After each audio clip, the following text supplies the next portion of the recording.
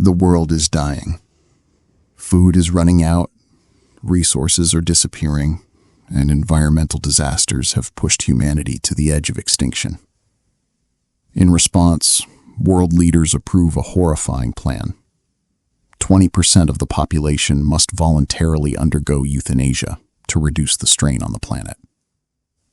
The program is presented as an act of sacrifice. Citizens who volunteer are celebrated as heroes. Families receive financial compensation, and governments promise a better future for those left behind. But behind the speeches and smiling propaganda, fear spreads across the country. And tonight, one wealthy family is about to discover just how brutal this new world has become. Former television journalist Charles York invites his children to his luxurious home for what appears to be an ordinary family dinner. His children arrive carrying years of emotional baggage. There's Jared, the outspoken son who never feels appreciated. Rachel arrives with secrets of her own. Ashley is struggling with personal issues. Noah shows up with his much younger girlfriend, Dawn, whose carefree attitude immediately creates tension. At first, the evening feels awkward but normal. Everyone assumes their father simply wants to reconnect. They're wrong. Charles has called them here for one reason: a decision that will change all of their lives forever.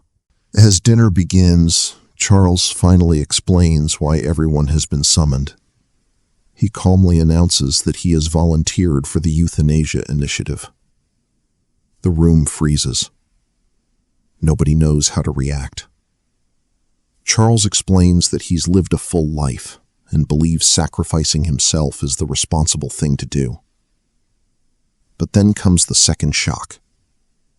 Charles reveals that his younger wife no longer wants to die with him. She has changed her mind at the last minute. Now the government still requires another participant. Someone else must take her place. Suddenly, this isn't a farewell dinner. It's a negotiation over who gets to live and who doesn't.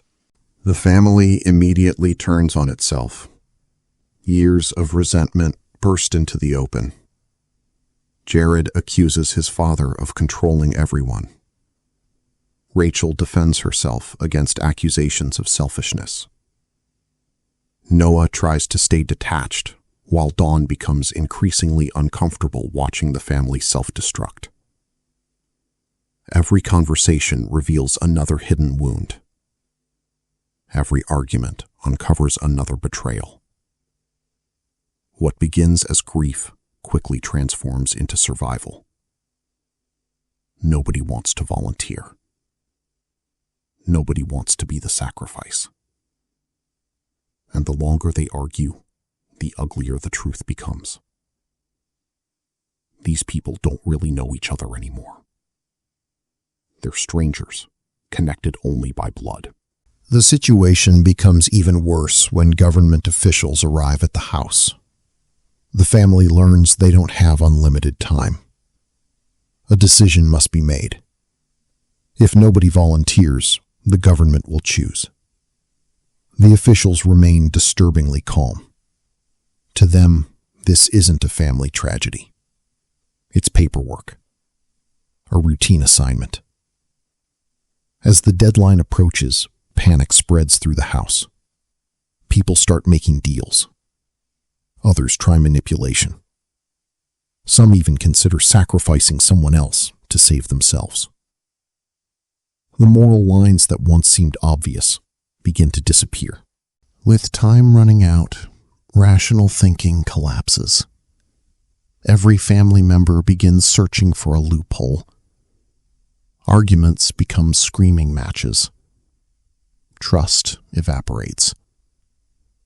The government official overseeing the process appears almost amused by the chaos unfolding around him. Meanwhile, outside forces begin interfering with the family's plans. Unexpected visitors arrive. Old mistakes return to haunt them. And every attempt to avoid the decision only creates new problems. The house slowly transforms into a pressure cooker, ready to explode. The emotional conflict finally turns physical. Family members who once claimed they loved each other are now willing to betray one another. Threats become real. People get hurt. Some try to flee. Others try to force the outcome they want. The nightmare that began as a political decision has become a fight for survival. His attempt to leave behind a meaningful legacy has instead exposed the worst parts of everyone he loves. The final act, everything is chaos. The authorities become fully involved. The carefully controlled procedure has completely unraveled. People who thought they were in charge suddenly realize they've lost control. The consequences of every lie, every betrayal, and every selfish decision come crashing down at once. The government doesn't care about excuses. It only cares about results. And now the York family must face the consequences. In the end, Humane isn't really about population control.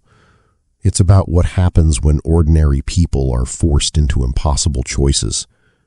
The government never needed to destroy the York family. The family destroyed itself. Faced with sacrifice, compassion vanished. Faced with fear, morality became negotiable. And faced with death, everyone revealed who they truly were. The world may have been collapsing outside, but inside the York household, humanity collapsed first. And that's what makes the story so terrifying. Because the real monster wasn't the government. It was the desperation hiding inside ordinary people all along.